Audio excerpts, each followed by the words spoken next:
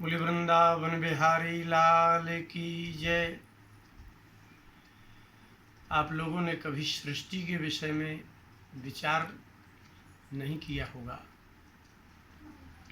भगवान को श्रीमद् भागवत में नमः आश्चर्य कर्मणे कह करके प्रणाम किया है कि आश्चर्य कार्य आश्चर्य कर्म करने वाले भगवान को कोटिशः प्रणाम है। ऋषियों ने कहा वराह भगवान की स्तुति में। क्या आश्चर्य है इस संसार में? बोले सबसे बड़ा आश्चर्य ये है कि जितने दुष्ट हुए हैं वो ऋषियों से उत्पन्न हुए। हिरण्यकशिपु कश्यप ऋषि की संतान है, लेकिन आश्चर्य है एक ऋषि की संतान इतनी दुष्ट, और फिर हिरण्यकशिपु इतना दुष्ट है जिसके हृदय में, मन में, बुद्धि में कहीं भी सदाचार, सत्संग, सत्पुरुषों के प्रति श्रद्धा नाम के लिए भी नहीं है। सिर्फ महात्माओं को और ब्राह्मणों को, गौओं को मारना, ऐसे व्यक्ति के वीर्य से प्रहलाद का पैदा हो जाना ये आश्चर्य नहीं है। विश्रवा की संतान है तो रावण जैसा व्यक्ति पैदा हो गया। लेकिन इससे भी बड़ा आश्चर्य, ये सब दुष्ट थे, इनके लिए दूसरे की सुंदर स्त्रियां दुर्लभ नहीं थीं, लेकिन इनकी पत्नी पतिव्रता थी। माने दुष्टों की स्त्रियों का पतिव्रता होना ये एक बड़ा आश्चर्य है, और ऋषियों से दुष्टों का होना ये भी एक आश्चर्य है, और फिर दुष्टों से भक्तों का उत्पन्न होना ये सब आश्चर्य है। आप सोच ही नहीं सकते कि ऐसा कैसे हो सकता है। आज कोई व्यक्ति सज्जन हो, उसका कोई शराबी कबाबी पुत्र पैदा हो जाए तो लोग क्या कहते हैं? बोली यार अपने इतना बड़ा पंडित बना घूम रहा है, बड़ा ज्ञानी है, महात्मा है, ये अपने बेटे को तो सुधार नहीं पाया। वो कैसे सुधारेगा जब उसकी विषमता है सृष्टि में। बाली जैसे अहंकारी की पत्नी तारा है, पांडुनंदन बहुत अच्छे हैं, उनकी पत्नी कुंती पतिव्रता है। उस परिवार में एक भी आदमी सही नहीं दिख रहा है। पतिव्रता स्त्रियां हमेशा दुष्टों के यहाँ रहीं, किसी श्रेष्ठ के यहाँ कम ही रहीं। प्रायः का मतलब ही है, अधिकतर ऐसा ही हो रहा है। एक जालंधर व्यक्ति है जो शिव पुराण में वर्णन है, उसकी पत्नी वृंदा है जो भगवान को भी शाप दे सकती है, लेकिन जालंधर इतना क्रूर है, इतना निर्दयी है। अर्थात ये क्या रहस्य है, इसका क्या तात्पर्य है? अभी वर्तमान में आपने देखा होगा कि जिन जिन लोगों के परिवार में से तलाक हुए हैं उनमें अधिक से अधिक कारण उनके माता पिता हैं, लड़की के माता पिता। संसार में ऐसा कोई व्यक्ति है जो पैदा हो और दुख ना हो उसको?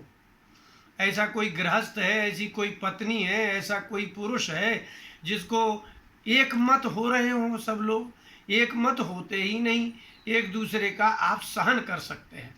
भगवान ने विधान क्या किया कि दुष्ट पुरुष की दुष्टता को सिर्फ सज्जन ही सह सकता है। उनकी पत्नियां सज्जन हैं, लेकिन जिनकी पत्नियां दुष्टा हैं उनके पति बहुत सज्जन हैं। जैसे कश्यप ऋषि है लेकिन उनकी पत्नी दिति इतनी दुष्ट है। विश्रवा ऋषि है लेकिन उनकी कैकसी पत्नी दुष्टा है। उसने मन में धारणा की थी कि मुझे ऐसा पुत्र पैदा करना है जो कुबेर में लंका को पराजित करके कुबेर को वहां से भगा दे। पहले से ऐसी स्त्री है, लेकिन वो किसकी है पत्नी? वो है कश्यप ऋषि की। यहाँ दिति सोचती है कि मुझे इंद्र आदि को पराजित करने वाला पुत्र पैदा करना है। वो दुष्टा है, लेकिन उसका पति कश्यप ऋषि श्रेष्ठ ऋषि है, जगत प्रसिद्ध है। ये क्या है? अर्थात सज्जन ही दुष्ट की दुष्टता को सहन कर सकता है। और ये गृहस्थी तो चलाना है, सृष्टि तो चलाना है, तो भगवान ने ऐसा योजना बनाई ऐसी कि सब दुष्टों की पत्नियां सज्जन हों और पतिव्रता हों। इसकी दुष्टता वो ही सहन कर पाएंगी। जहाँ पति पत्नी एक जैसे तेजस्वी हो गए हैं, वहाँ विवाह नहीं बहुत दिनों तक चला। एक मत के पति पत्नी आपको कहीं नहीं मिलेंगे। और पति और पत्नी को अलग करने में प्रायः 90% देखा गया है कि माता पिता का सहयोग कन्या के लिए बहुत होता है। वो चाहते ही नहीं है कि हमारी कन्या को ससुराल जाए और दुख हो, होता ही नहीं है क्या दुख? आपके यहाँ थी वो तो क्या दुख नहीं था उसको? माता पिता के अभाव को नहीं देख रही थी क्या? उसने कभी बीमारी में दुख नहीं सहा? लेकिन आज वो कन्या के सास को आप अपना शत्रु मानते हैं, कन्या के पति को शत्रु मानते हैं, कन्या के ससुर को शत्रु मानते हैं। आप इतना सहयोग देते हैं कि उसका घर नष्ट हो जाता है। आपने रिपोर्ट लिखा दी, अब उसका कौन सहयोग करता है? भाई कहता है भाई अब तुम्हारे मुकदमे में रुपया लगा लगा के हम थक गए, हम अपना देखेंगे तुम्हारा देखें। यहाँ समाज भी अपमान करता है, वकील अपमान करते हैं। जज का निर्णय देखिए आप, वो इसलिए मुकदमा किया गया था कि हम दूसरा विवाह कर लें, लेकिन वो 10-10 साल तक ऐसा चला रहे हैं कि वो विवाह के योग्य नहीं रह जाती, न वो पुरुष रह जाता। तो जब कहीं किसी कन्या का जीवन बर्बाद होता है विवाहिता का, तो उसमें क्या कारण हो सकता है, इस पर तो विचार किया जाए। हम आपको एक प्रसंग सुनाते हैं। अयोध्या कांड के 277 वे दोहे की पहली और दूसरी चौपाई है। चित्रकूट में जब भरत जी पहुँचे सारी सेना के साथ, तो पीछे से महाराज जनक भी जानकी जी के पत्नी, जानकी जी की माँ को लेकर के पहुँचे। सीता जैसा दुख है क्या है आपकी कन्या को? क्या उसको विवासन कर दिया गया है, घर से निकाल दिया गया है? ऐसा तो नहीं है ना। लेकिन सीता जी को देखा, जनक जी गए, वशिष्ठ जी ने आदर किया, राम जी ने आदर किया, सबने बैठाया। जनक जी की दृष्टि चारों तरफ फिरा करके देख रहे हैं कि कहाँ है जानकी। अगर राम जटाचीरधारी हैं, बलकलधारी हैं, तो मेरी पुत्री किस वेशभूषा में होगी? वन में बैठी है, ऋषियों के मध्य बैठी है। अब वेशभूषा भी देखना है कि आखिर में कैसे वस्त्र पहने होगी वो। लक्ष्मण और राम यदि जटा करके बैठे हुए हैं और बलकल चीर धारण किए हुए बैठे हैं, तो निश्चित है मुझे देखना है उसको। यहाँ वहाँ बहुत कुछ बातें हुई। जनक जी उठे, जानकी जी ने देखा कि माता पिता आए हुए हैं और ये भावुक हो जाएंगे मुझे देख करके, तो उसके पहले 276वें दोहे को पढ़िए। धीरज धारण किया जानकी ने कि दुख तो बताना ही नहीं है। अगर कन्या दुख बताती है तो पिता ममता और मोह के कारण 100 गुना दुखी हो करके, और वह उसके ही घर के लोगों का विरोध करके उसका जीवन बर्बाद कर देता है। धैर्य धारण किया और मुस्कुराती हुई जानकी पहुंची। तुलसीदास जी ने लिखा, तापस बेश जनक सिय देखी। कैसा लगा होगा? जैसे तपस्वियों का वेश। अभी तो विवाह हुआ था, अभी तो पति का संयोग होना था और उनका स्वागत सत्कार होना चाहिए था, लेकिन जिस काल में उनको सुख भोगना था उस काल में उनने देखा तापस वेश, तपस्विनी जैसा वेश धारण किया है, गृहस्थ जैसा नहीं। एक पीली पीली साड़ी पहने हुए है, कोई आभूषण शरीर में राजघराने के एक भी नहीं दिख रहे हैं। जानकी जी की मुस्कान देखी उन्होंने, भयव प्रेम परितोष विशेखी। अब आदि चौपाई में देखिए, जनक जी ने जब तपस्विनी वेश में जानकी को देखा तो भयव प्रेम, दुख नहीं जागृत हुआ, प्रेम 100 गुना हो गया, और परितोष विशेखी, विशेष प्रकार का संतोष जागृत हुआ। पुत्री यदि पति के साथ दुख सहन करती है तो पिता का गौरव बढ़ता है कि वाह क्या सिखाया है माता पिता ने, दुख सहन करने की कितनी क्षमता है इसमें। महाराज जनक ने देख करके भयव प्रेम ऐसा लिखा है कि भयव प्रेम, इसका मतलब अभी तक प्रेम नहीं था, प्रेम नहीं था, पहले था मोह। ये मेरी पुत्री है और मेरी संपत्ति की एकाकिनी स्वामिनी है ये, और महाराज दशरथ की पुत्र वधू राम जैसे वीर पुरुष की पत्नी है। ये सब क्या था? पहले मोह था, गर्व था, गौरव था, लेकिन अब भयव प्रेम, जानकी जी पर दूसरे ढंग का प्रेम हुआ, भारी संतोष हुआ और संतुष्ट हो गए कि वाह जानकी। वाल्मीकि रामायण को पढ़िए। वाल्मीकि में तो महाराज जनक ने कहा कि पुत्री यदि तुम अयोध्या में रह जाती, मुझे समाचार मिलता तो मैं तुमसे मिलने नहीं आता। पिता का गौरव पुत्री के ससुराल में स्थिर रह करके सभी के सुखी करने में है। स्वयं दुख का समाचार सुना करके और माता पिता को भावुक बना करके और उनका सहयोग सहकार ले करके और अपने पति का घर छोड़ देना और संसार की दृष्टि में कुदृष्टि में आ जाना, क्या इससे पति का और पिता के घर का कोई सम्मान बढ़ता है? लोग आपको दोष देंगे, यही मायके वाले आपका अपमान करेंगे, लेकिन महाराज जनक को परितोष विशेष। ये वही जनक हैं जिनको कभी ब्रह्म का दर्शन करके सर्वत्र सब में भगवान देख करके आनंद होता था। आज जानकी को तपस्वी वेश में देख के आनंद हो गया। दुख होना था और आकर के गले लगाया, गले लगा करके बोले कि पुत्री पवित्र किए कुल दो। हे पुत्री, आपने आज मेरे कुल को और महाराज दशरथ के कुल को पवित्र कर दिया। जिसके घर की बहू पतिव्रता होती है, जिस पिता की पुत्री पतिव्रता होती है, वो दोनों कुल पतिव्रता के कारण, पातिव्रत्य धर्म के कारण पवित्र हो जाते हैं। पतिव्रता स्त्रियां ही कष्ट सह सकती हैं, इसलिए दुष्टों की पत्नियों ने कष्ट सहा।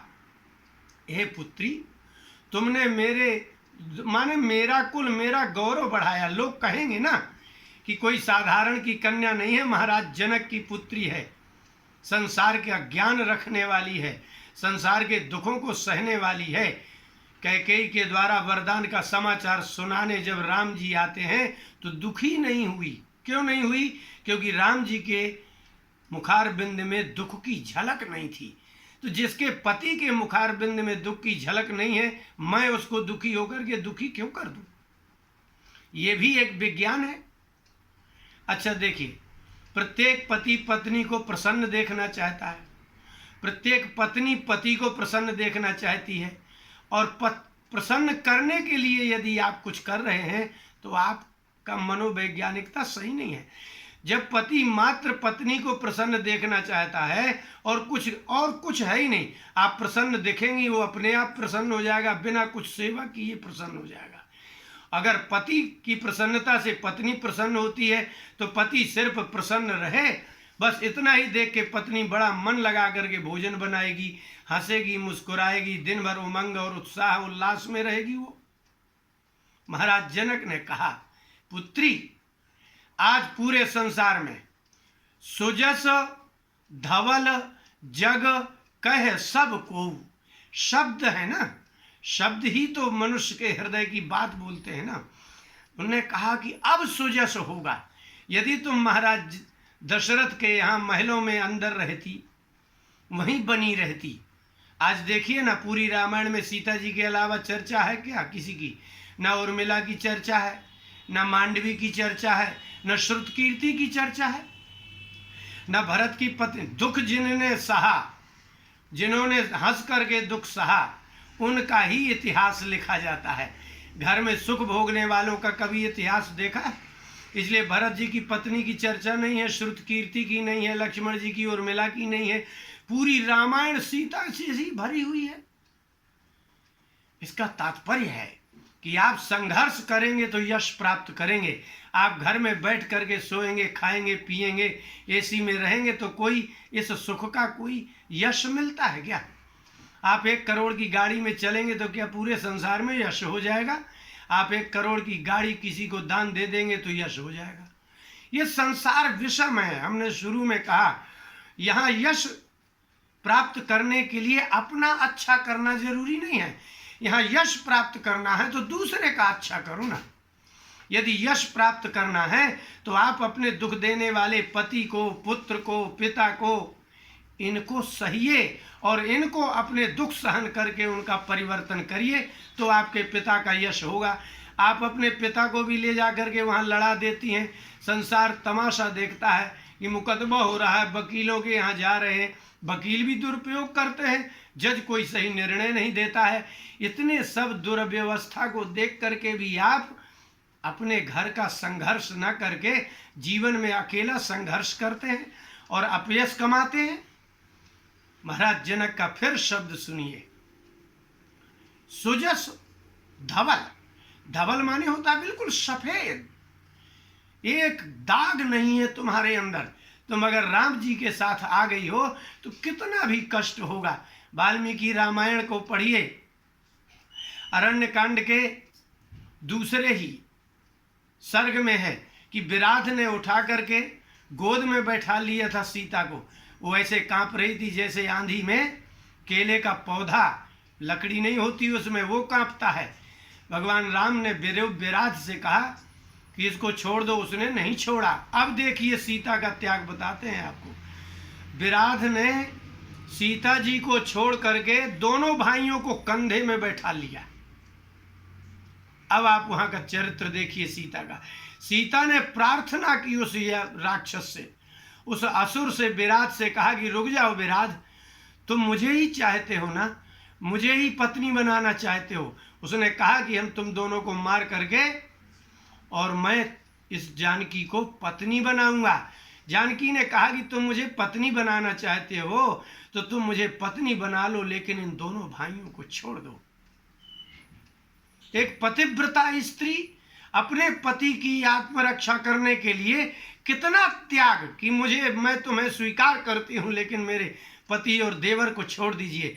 ऐसी पतिव्रता और त्यागनी, त्याग ही करना है ना आपको, तो आप पति को त्याग करके, ससुर का त्याग करके, इनको त्याग करके यशस्विनी होना चाहेंगी। हाँ, आप सावित्री जैसा यश चाहती हैं, सीता जैसा यश चाहती हैं, अनसुईया जैसा यश चाहती हैं, पतिव्रता जैसा यश चाहती हैं और पति का, ससुर का, समाज का, घर का कोई संघर्ष भी नहीं झेलना चाहती हैं। आज तक ऐसी कोई पतिव्रता आपको मिली है जो पतियों को छोड़ करके यशस्विनी हुई हो? अनसुईया के यहाँ राम, जानकी और लक्ष्मण पहुंचे महाराज अत्रि के यहाँ, तो ऋषि अत्रि ने कहा कि जाओ सीते, जाओ अनसुईया के पास जाओ, बड़ी वृद्धा हैं वो। इनका ऐसा इतिहास है कि 10 वर्ष तक यहाँ पानी नहीं बरसा था, तो अपने पतिव्रता के प्रभाव से 10 वर्ष तक यहाँ के पौधों में, पेड़ों में हरियाली छाई रही थी और फल फूल लगे हुए थे। सारे दंडकारण्य के ऋषि यहाँ ही फल भोजन फलाहार करने आते थे। ये वो अनसुईया है जिसने पतिव्रता के बल पर और यहाँ 10 वर्ष तक वृक्षों में फल और हरियाली रखी है। धर्म का आचरण करने से आत्मबल बढ़ता है। आप किसी संघर्ष को किए बिना, आप में आत्मबल नहीं है, इसलिए तो आप संघर्ष नहीं कर रहे। माता पिता को चाहिए कि अपनी पुत्री का बल बढ़ाए। महाराज जनक ने कहा कि जानकी, पुत्री पवित्र किए कुल दो। पढ़िए इस चरित्र को।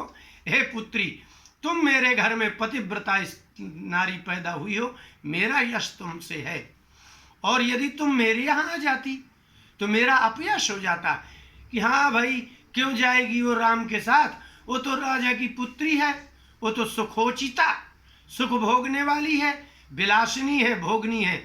ऐसी बातें सुनने को मिलती पुत्री।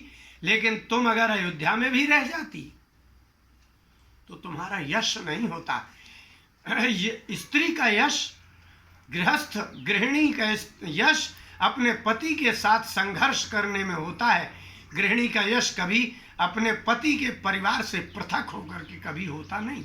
और कभी सुना हो तो बताइए, आज तक कोई ऐसी स्त्री देखी हो आपने जिसने अपने पति और पुत्र का, देवर का, परिवार का त्याग कर दिया हो और वह अपने माता पिता के यहाँ रहती हो? यदि पुरुष अपनी ससुराल में रहता है तो पुरुष यशस्वी नहीं हो सकता। और यदि कन्या विवाहिता होकर के अपने मायके में रहती है तो वो कभी यशस्विनी नहीं रह सकती। इसलिए संघर्ष के बिना आज तक न कभी किसी का यश हुआ है, न होगा, न होता है। आप करोड़ों अरबों खरबों रुपया कमा करके सुख भोगते रहिए, आपका यश समाज में नहीं हो सकता। धनवानों में गिनती होगी, यहाँ तो दानियों का यश होता है, एकत्रित करने वाले का यश नहीं होता। इसलिए जिन स्त्रियों ने अपने परिवार को सहन नहीं किया, अब देखिए ना आप, मंदोदरी को लेकर के रावण अशोक वाटिका में सीता जी के यहाँ गया और सीता जी से कहा कि तुम एक बार मुझे देख दो, मेरी ओर प्यार से, प्रेम से सिर्फ एक बार देख दो। तो मंदोदरी आदि सब रानी, मंदोदरी वहीं खड़ी थी, साथ में थी, मंदोदरी को तुम्हारी परिचारिका सेविका बना दूंगा। लेकिन मंदोदरी ने एक शब्द नहीं कहा कि आप गलत कह रहे हैं, मैं ऐसी स्त्री की परिचारिका सेविका क्यों बनूंगी, नहीं बोली ना। आज मंदोदरी का क्या नाम नहीं है।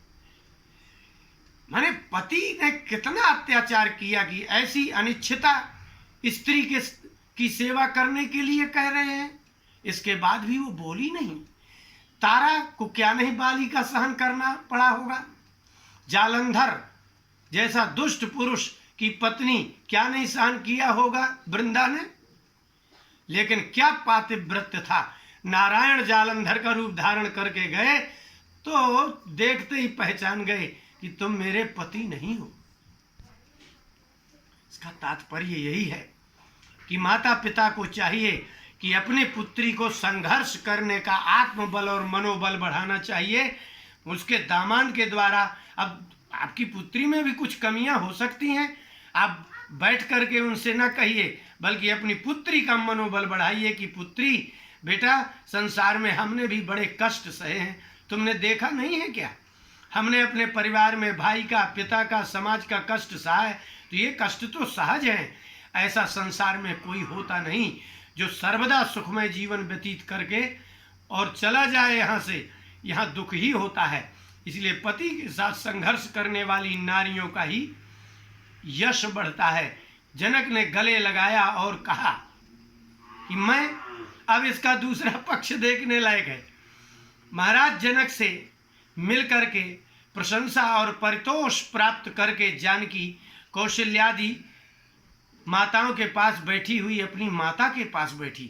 माता भावुक हो गई और माता इतनी भावुक हो गई कि बोली, पढ़िए रामचरितमानस, बोली कि हम आपको एक परामर्श दें। कैकेयी कौशल्या सुमित्रा से बोली कि मैं चाहती हूँ कि भरत और शत्रुघ्न वनवास चले जाएं और राम और लक्ष्मण अयोध्या चले जाएं। ये भावुकता का परामर्श है। ऐसी सलाह दी जानकी जी की माँ ने। जानकी जी वहीं से उठ करके और चली गई, माँ के पास दोबारा मिलने नहीं आई, चली गई, वो मिलने नहीं आई। अर्थात हमारे पति के परिवार के विरुद्ध बोलने वाली माँ का भी आदर न करे, उसका नाम गृहिणी है। अपने सास ससुर परिवार कुल परंपरा के विरुद्ध बोलने वाले, अब आप तो पितृपक्ष तो त्याग आए ना। आपका भाई आपको अगर वो दे सकता होता तो विवाह क्यों किया है? यदि आपके माता पिता वो सुख दे सकते थे तो विवाह क्यों किया है? आप अपने परिवार के स्वभाव को बदलने के लिए संघर्ष करना ही होगा। आप मौन रहिए, मौन रह करके देखिए, महात्माओं का संग करिए, अपने धर्म को पढ़िए, धर्म को सीखिए, रामायण आदि पढ़िए, और दुख तो होना ही है। आप राजपुत्री भी होंगे तब भी दुख होगा, राजघराने के पुरुष भी होंगे तब भी दुख होगा। दुख के बिना संसार में जीव जी ही नहीं सकता है। इसलिए माता पिता को चाहिए कि अपनी पुत्री का मनोबल आत्मबल बढ़ाएं, उसको शिक्षित करें और संघर्ष करें तो प्रशंसा करें, गले लगाइए उसको। पुत्री पवित्र किए कुल दो। इसलिए जो कन्या पति के यहाँ जाकर के संघर्ष कर लेती है, उससे दोनों कुलों के यश बच जाते हैं और मर्यादा बच जाती है। लेकिन पति परित्याग करने वाली नारियों का ना मातृपक्ष पितृपक्ष में आदर होता है और फिर ना ससुराल पक्ष में होता है। ऐसा आप यशी जीवन जीने से क्या लाभ है? बोले वृंदावन बिहारी लाल की जय।